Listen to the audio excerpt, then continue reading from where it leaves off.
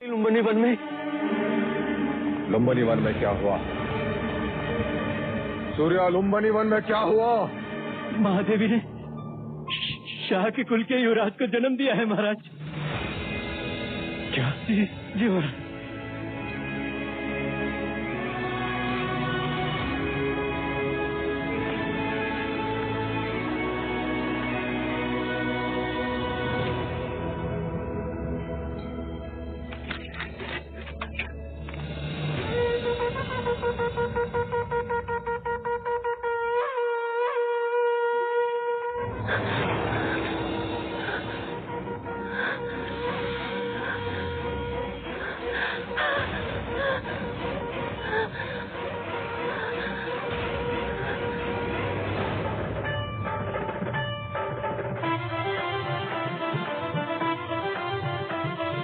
छोटे छोटे चरण उसके राजमहल में दौड़ेंगे, उसकी प्यारी किलकारी राजमहल में गूंजेगी।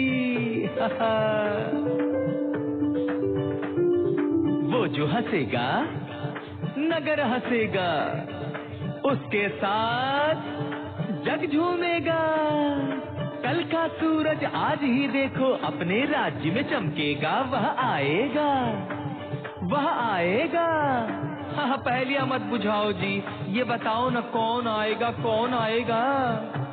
अपना युवराज आएगा।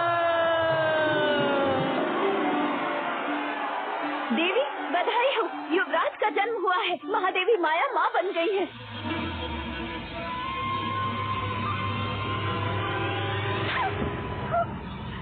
ऐसा समाचार सुनाने से पहले मार क्यों नहीं गई? जाओ यहाँ से, मुँह काला कर अपना।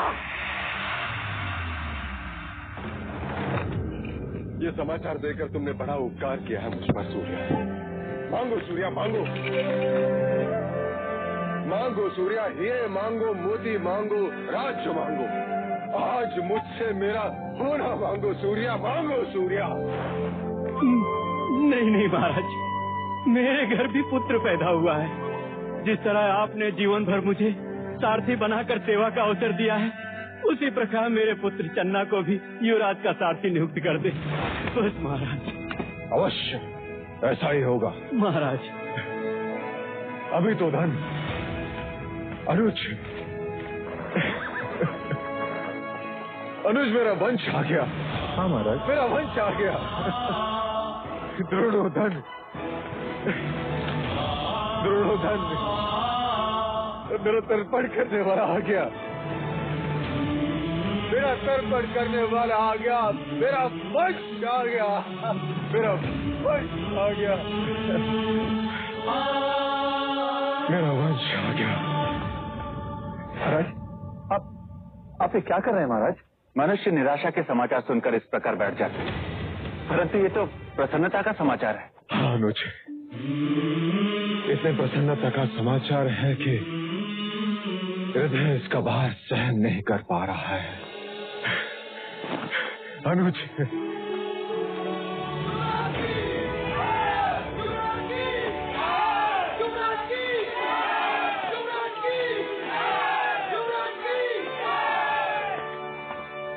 मैं महाराज शुद्धोधन और समस्त शाक्य कुल आप सब प्रजाजनों के आभारी हैं। आप सबकी शुभेच्छा, आशीर्वाद और प्रार्थना के लिए जो आप सब ने हमारे लिए की, वो इसी का फल है जो आज हमें ये दिन देखने का अवसर मिला। हमारे ललाट से निस्संतान होने का दुर्भाग्य मिट गया। आज सारा कपिलवस्तु राज दरबार का अतिथि है। राज्य में 3 दिन तक उत्सव होगा।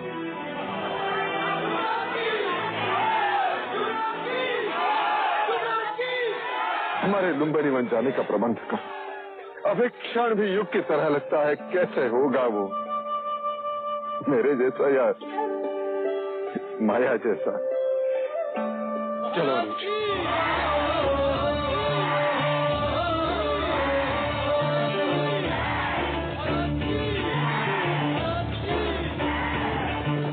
सुख जितना उतना ही दुख है, जितनी रातें उतनी भोर।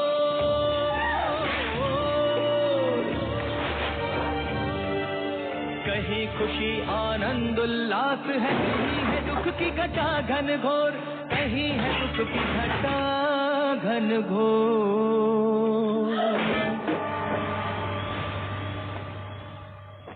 छोटी महादेवी, लगता है हमें शीघ्र देवता पहुंच जाना चाहिए। देवता नहीं, प्रजापति, मेरी इच्छा कपिलवस्तु जाने की है। ऐसा ही होगा दीदी, हम कपिलवस्तु ही जाएंगे। मैं सारा प्रबंध करके आती हूँ। नहीं प्रजापति, मैं अकेले कपिलवस्तु नहीं जाऊंगी। मैं कुछ समझी नहीं। मैं महाराज के साथ कपिलवस्तु जाऊंगी। महाराज? किंतु महाराज तो कपिलवस्तु के द्वार पर हमारी प्रतीक्षा कर रहे होंगे। समाचार मिलते ही वो कपिलवस्तु से निकल चुके होंगे।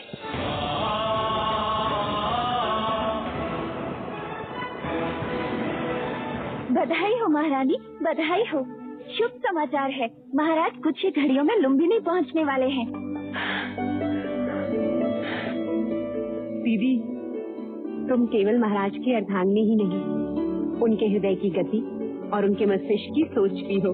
अब मेरा बखान करना छोड़ और महाराज के स्वागत की तैयारी कर।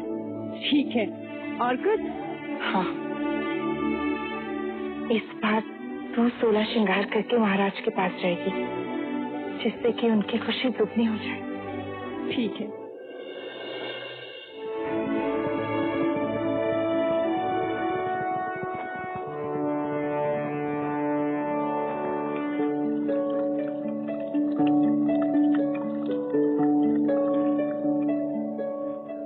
महाराज को संतान के सौभाग्य की बधाई हो। अब इन औपचारिकताओं को छोड़ो और उस सत्य को दिखाओ जो इतने बरसों से मेरे सपनों में भेष बदलकर मुझे सताता रहा है।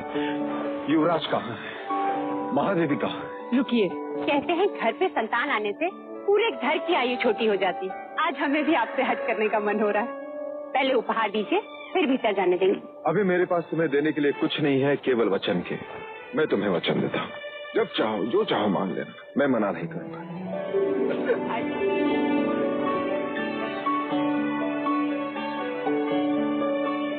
महादेवी को पुत्र की बधाई हो। कैसी हो माँ? अधूरी थी, पूरी हो गई, जन्म सफल हो गया। ये क्या प्रजापति, चंद्रमा आने की सूचना दी और बादल बिखेर दिए। ये चंद्रमा तो अब 30 दिन बाद ही दिखेगा देव, ऐसा शास्त्रों का निर्देश है। शास्त्रों का निर्देश में कभी समझ नहीं पाया देवी, कभी समझ नहीं पाया। तो मैं समझा देती हूँ देव। कहते हैं प्रसूति के बाद स्त्री दुर्बल हो जाती है और पुरुष मिलन के लिए आतुर। पति पत्नी को ना सताए और आने वाले संतान के साथ माँ का एक रिश्ता बने। इसलिए 30 दिनों तक माँ और संतान दोनों को अकेले ही रहना चाहिए। ऐसा वैदिक विज्ञान और ब्राह्मण दोनों ही कहते हैं। ठीक है, मैं उसे देख नहीं सकता, कम से कम उसे छू तो सकता हूँ। अवश्य।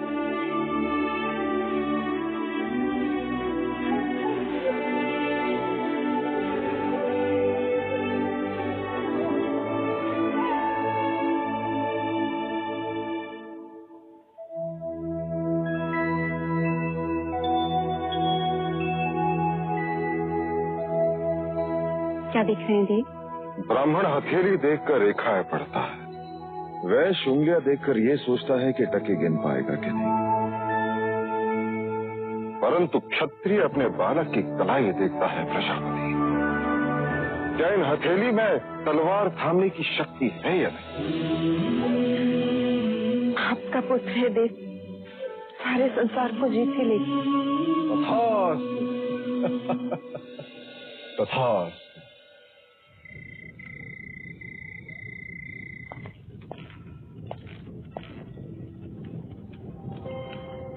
सुबह से द्वार नहीं खुले हैं।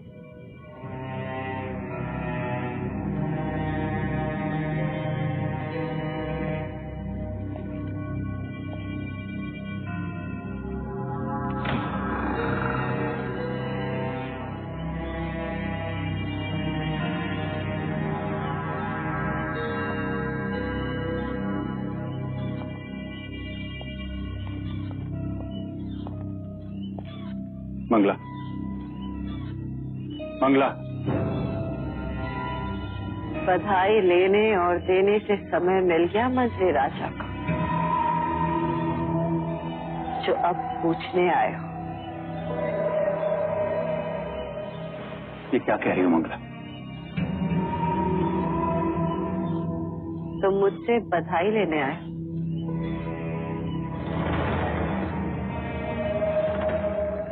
लो, मैं भी कह देती हूँ, बधाई हो आज इस राजमहल को युवराज की, और तुम्हें देवदत्त की बर्बादी। ये सब क्या? हाँ, सारे नगर में हर्षोल्लास है। यदि महल में किसी को भी ज्ञात हो गया कि तुम प्रसन्न नहीं हो, तो वो क्या सोचेंगे? वो क्या सोचेंगे?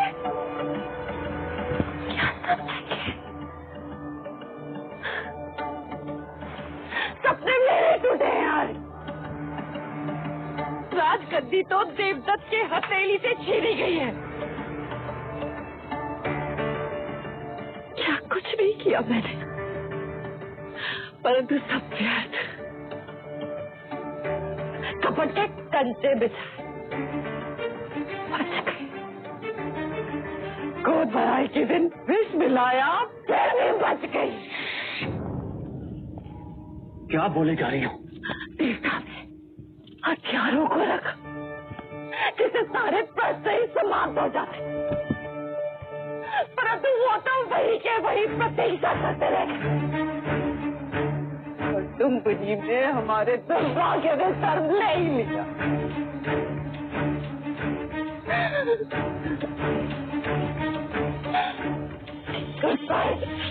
सारे रात में आग लगा देगा।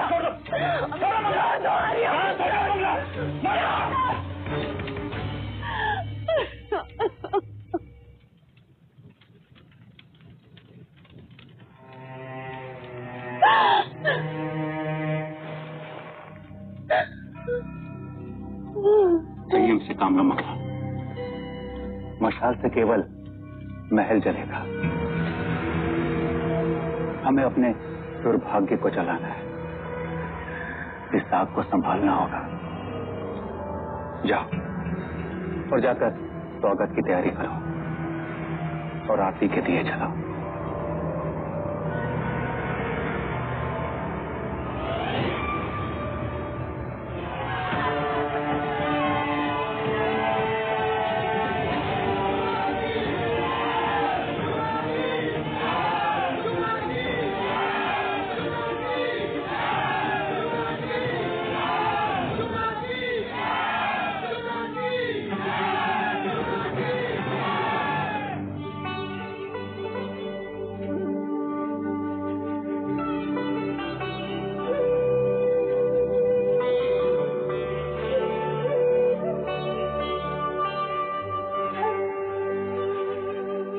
स्वागत है आपका महादेवी माया। देवी प्रजापति, लाइए युवराज को मुझे दीजिए।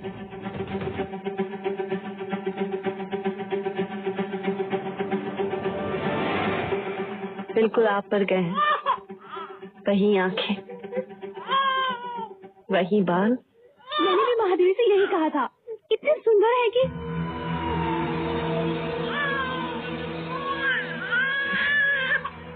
आइए ना।